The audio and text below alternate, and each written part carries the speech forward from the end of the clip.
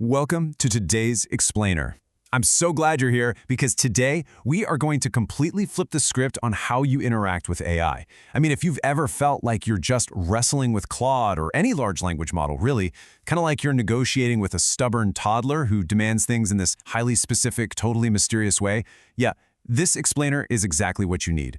We're diving into this really brilliant framework from the design and development studio Troiana, specifically straight out of their AI hub resources. They've nailed down a major breakthrough in prompting. And honestly, it is surprisingly simple. So let's just get right to it and address the elephant in the room. Why does Claude keep ignoring your formatting instructions? Look, we've all been there, right? It is just universally exhausting. You spend, 10 minutes crafting this massive, heavily detailed prompt, trying to perfectly describe the exact tone, the exact layout, the exact length you need. You hit enter, you hold your breath for a few seconds, and it's totally wrong. It's way too formal, or it gives you a bulleted list when you explicitly ask for a table, or it spits out 3 paragraphs instead of 3 sentences.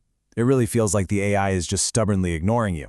But actually, it turns out the problem isn't the AI ignoring you at all. The problem is how we're giving it the instructions in the first place. Which brings us to Section 1, the problem with adjectives. Right, so the core issue here is ambiguity. When we write prompts, we lean heavily on adjectives. We tell Claude to be, concise, or we ask it to make the tone professional. But really think about that for a second.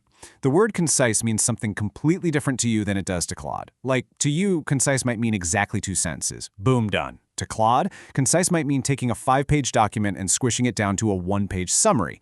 Same thing with professional. That could mean a casual corporate email to you, but to the AI, it might sound like a super strict legal contract. There's just this massive gap in translation when we rely on these abstract words. Now, let's look at the contrast between these two approaches. On one side, you've got the old way of prompting.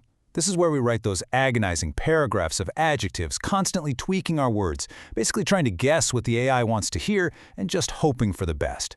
On the other side, we have Troiana's surprisingly concrete solution, just one worked example. Instead of trying to describe the perfect output with 20 different vague adjectives, you literally just provide one perfect sample of exactly what you want. It completely removes all that painful guesswork. Section 2. Show, don't tell Claude. So this is really the core thesis of our explainer today, and honestly, the ultimate fix to your prompting fatigue. Troiana calls this example-led prompting. The definition is super simple, but it is incredibly powerful. It's just attaching a single, concrete example of the output you want, the exact format, tone, and depth, instead of trying to describe it in the abstract. Basically, your prompt just becomes, hey, here is my ask, and here is one example of what the answer should look like. Now, match it. You're swapping out all those vague descriptions for one undeniable piece of evidence, showing exactly what good looks like. I really want this quote from the source material to just sink in for a second. One worked example beats a paragraph of adjectives. Seriously, if you take nothing else away from this explainer today, let it be that sentence. Making this one simple swap completely collapses all that ambiguity we were just talking about. There's no more guessing what concise means. The example proves exactly what concise means. So why does this work so incredibly well across the board? Well, it comes down to the technical reality of these large language models. They copy shapes far more reliably than they guess intentions. It's kind of like an AI is a master art forger. It can perfectly replicate a painting you show it. But if you try to just describe a painting using words, you are going to get something completely unpredictable.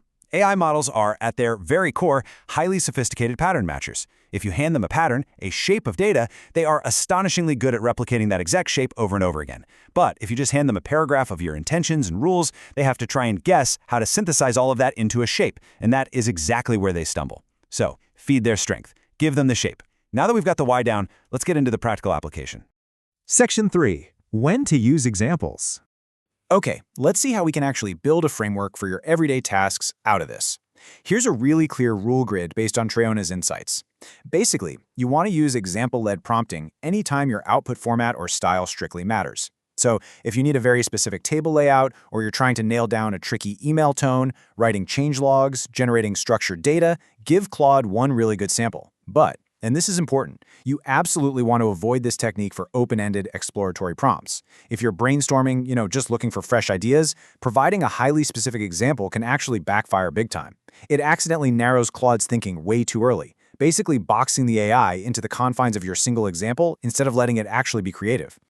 Now, to really prove how wildly effective this is for structured tasks, let's look at a specific case study from the source material. Imagine you've got 20 messy, raw code commits that you need turned into a clean, professional changelog. By providing just one single sample changelog entry, Claude was able to perfectly format all 20 raw commits. Every single one came back with the exact same tense, the exact same length, and the exact same emoji-free style as that one sample. And honestly, the best part? It did this with absolutely no further instruction, just the raw data and one example. But, what happens when things get complicated? Well, here's the advanced method for the power users out there. Step 1 is what we just talked about. Provide your one example. And most of the time, that works flawlessly. But step 2, what if the output starts to drift on some weird edge case? You don't write a paragraph explaining why it's wrong. You just add a second specific example that directly covers that exact edge case it messed up on. According to Troiana, 2 well-chosen examples will almost always pin down the AI's behavior completely. And this totally saves you from that terrible prompt engineering doom loop, where you're trying to fix a prompt with this massive paragraph of negative constraints, telling the AI what not to do. The 2 examples leave zero room for misinterpretation. Okay, heading into our final section, I want to make sure you leave with totally actionable mastery over this. Section 4, Avoiding Common Prompting Mistakes. All right, here are the 3 most common pitfalls you really want to watch out for. First up is falling right back into old habits by describing the format in words when a simple 5-line sample would have been completely unambiguous. You really got to catch yourself before you write that paragraph. Second, giving an example that is subtly inconsistent. Remember how we said models are amazing at copying shapes? Well, if your example has a typo or a mistake in it, Claude is going to faithfully and flawlessly copy your mistake across the entire output. Your example really has to be perfect. And third, over-exampling an open question. Like we talked about, if you're asking a broad, exploratory question, forcing an example in there is just going to box the model into your very first idea, totally killing its creative potential.